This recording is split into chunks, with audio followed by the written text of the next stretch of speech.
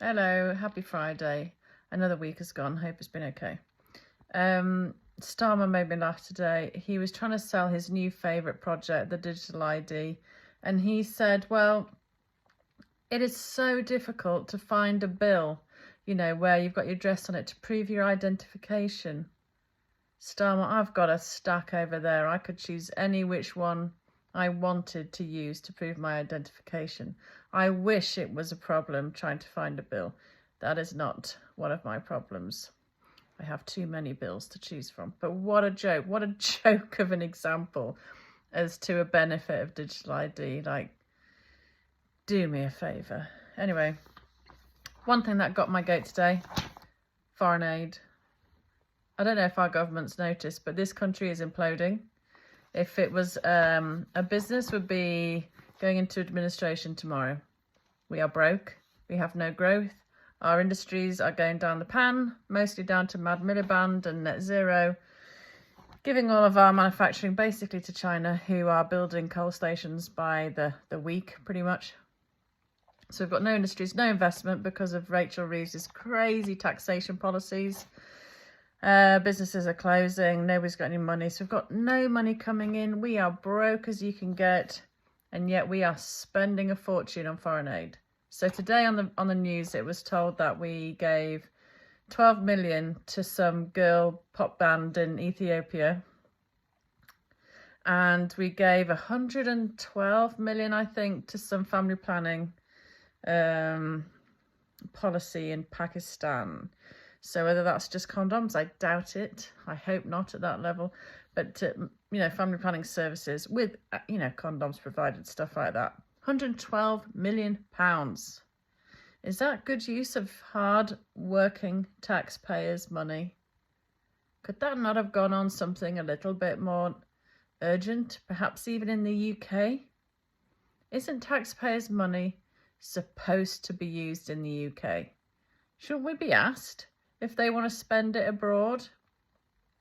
Anyway, I think foreign aid should be stopped completely, apart from ad hoc amounts of money given to countries where there is a natural disaster that they've not planned for.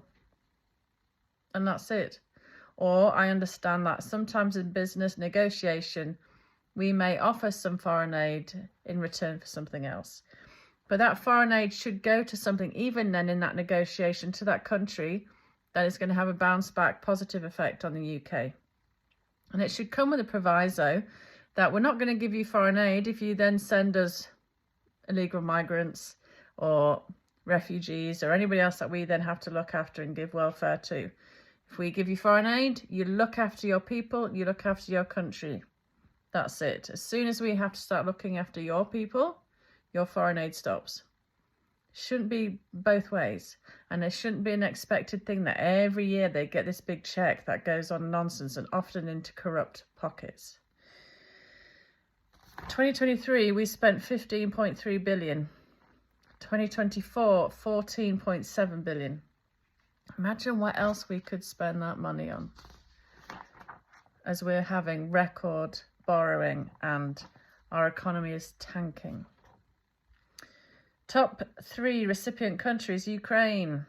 No surprise there. And we see little old Zelensky tottering up his red carpet today to hug his best friend Starmer. So no doubt he's gone away today with heavy pockets full of our cash for a war nobody wants. Number 2, Ethiopia, 164 million. Afghanistan, 115 million. You then got number 4, Syria. Number 5, Yemen. Somalia, West Bank and Gaza. Nigeria, Brazil, Pakistan.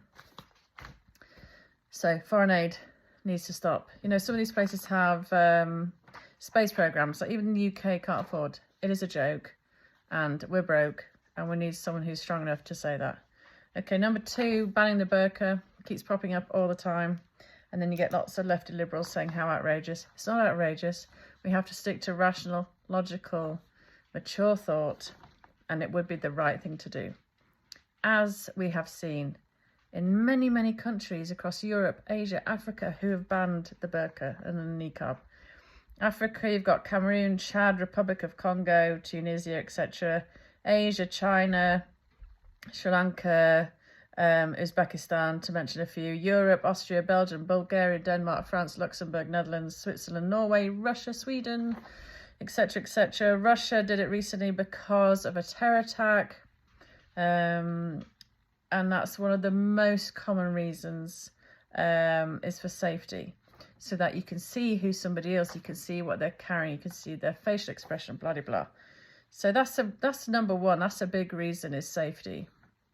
And as I said, many Muslim countries have banned it, like Egypt.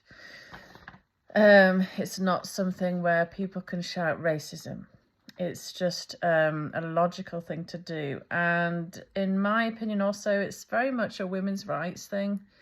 You know, again, the lefties seem very silent on this matter when many people, many good women, unfortunately, have been persecuted in some countries for not wearing them. They have no rights. They have no choice.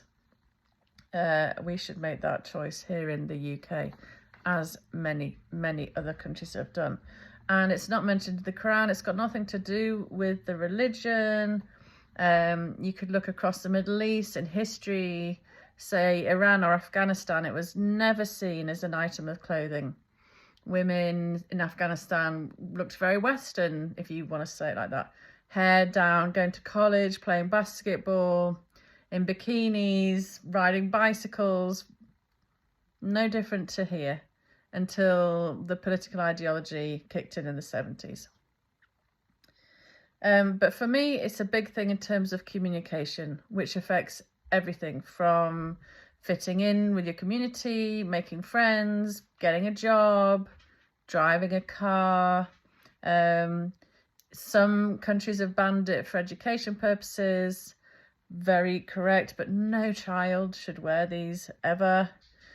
But communication, 80% of communication is non-verbal, and the mass majority of that percentage is your facial expression. So if you can't see someone's facial expression, you can't learn as a student in class. You can't teach as a teacher. You're not going to be able to find a job very easily. Or if you're dealing with people in the workplace, they're not going to feel very comfortable. There are many, many, many reasons. Women's rights, safety, practicality. As I said, driving, very dangerous. I don't know, is that legal? Can you drive with one of those items on?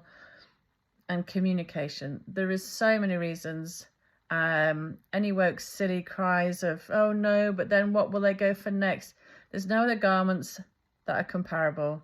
And these garments haven't been seen in the West until recent years. As I said, it wasn't seen in the Middle East until 70s and so. It's the right thing to do. And they're not going to come after any other garments because there's no other comparable garments. And we just have to be very mature and very logical and very rational. Yes, so ban the burqa. Just like I would balaclavas or anyone who walks into a shop with a helmet. People's faces need to be seen. You might think not this one, unfortunately, but yeah. We're humans. We like to see each other's faces. Anyway, have a good weekend.